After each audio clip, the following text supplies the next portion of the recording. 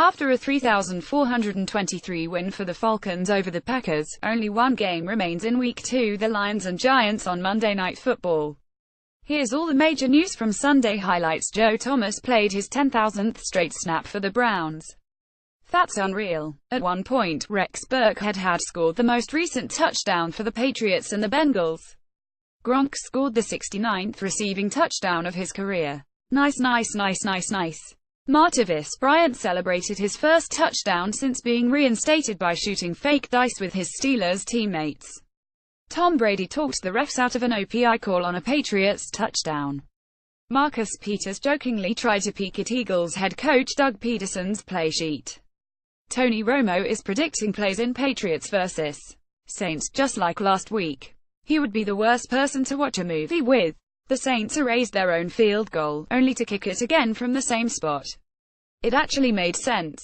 Zach Ertz caught a ricochet pass that was destined to be a pick.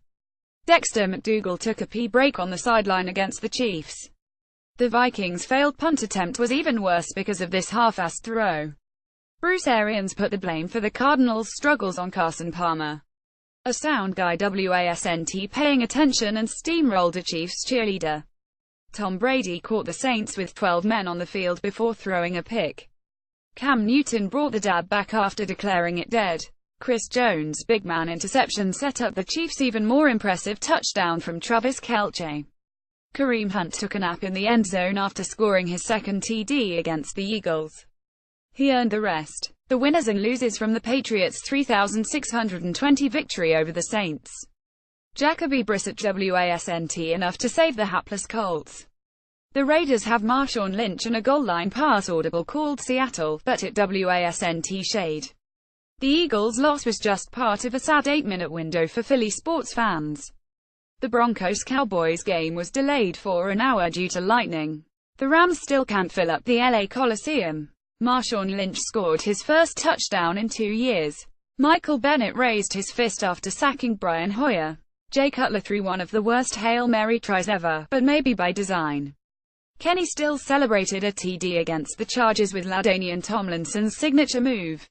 Antonio Gates now has the most touchdown receptions for a tight end in NFL history.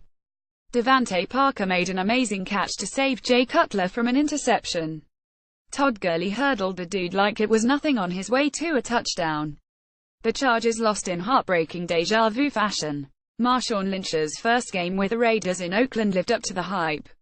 The best moment came when he danced his butt off. It took the Seahawks until the fourth quarter of their second game to score a touchdown, but it was enough to beat the 49ers. It's been a while since the Cowboys were dominated like they were in a 4,217 loss to the Broncos. Tony Romo's greatest feat as a broadcaster was explaining how Bill Belichick screws with opponents. The Falcons busted out the free throw TD celebration, set to the NBA on NBC theme. Aaron Rodgers threw his 300th touchdown on the dinkiest shovel pass possible. Injuries. Jeremy Maclin left the Ravens game against the Browns with a shoulder stinger. He returned to the game after getting evaluated. Unfortunately for the Ravens, they ended up losing two more players for the season: guard Marshall Yanda and linebacker Bam Bradley. Greg Olsen limped to the locker room with a foot injury.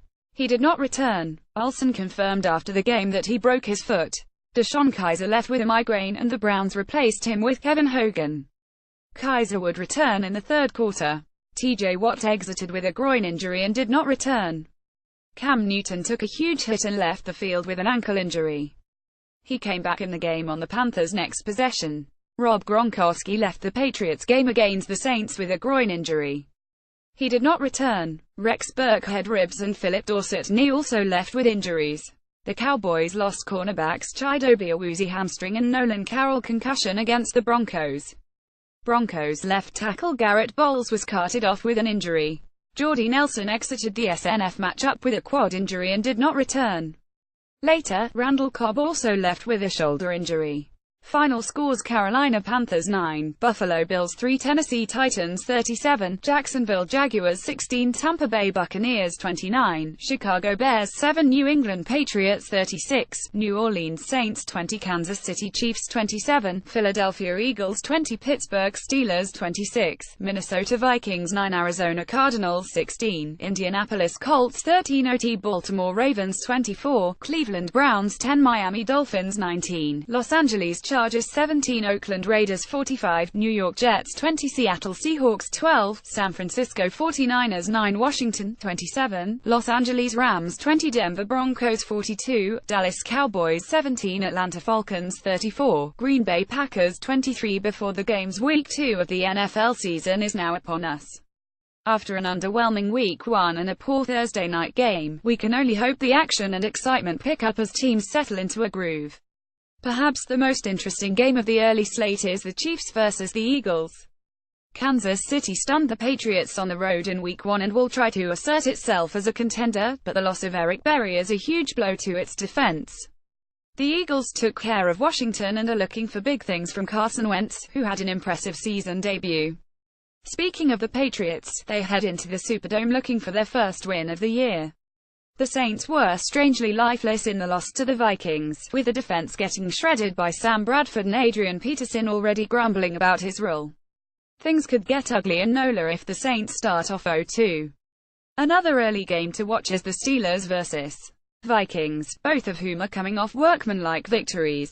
Pittsburgh didn't have to do much to beat the Browns, although Ben Roethlisberger's road performances remain a concern going forward. Sam Bradford had no problem picking apart the Saints' defense, but he has a slight knee injury that will need to be monitored. The Dolphins and Bucs make their season debuts after Hurricane Irma forced them to postpone their Week 1 games. Jay Cutler and the Dolphins start off against the Chargers, playing in their first regular season game in Los Angeles. The Bucs have a home contest with the Bears, who put up a better fight than expected against the Falcons last week. In the late afternoon, the big game to watch pits the Cowboys against the Broncos. This is setting up to be an extremely physical matchup, with Ezekiel Elliott and the Cowboys' offensive line going up against Von Miller and the Broncos' no-fly zone. If you like beefy trench battles, don't miss this one. Sunday Night Football has an NFC Championship rematch with the Falcons hosting the Packers in the brand-new Mercedes-Benz Stadium. The Falcons blew out the Packers last time they played, but this could be a much closer contest with Atlanta's offense taking a slight step back from last year's historic unit. Still, the Falcons have their gang all together again: Matt Ryan, Julio Jones, Devonta Freeman, Tevin Coleman, so Aaron Rodgers will be asked to either keep up or stay ahead. On paper it looks like a shootout, but both defenses should be much improved this year, making it a hard matchup to predict. Either way, it has potential to be the best game of Week 2.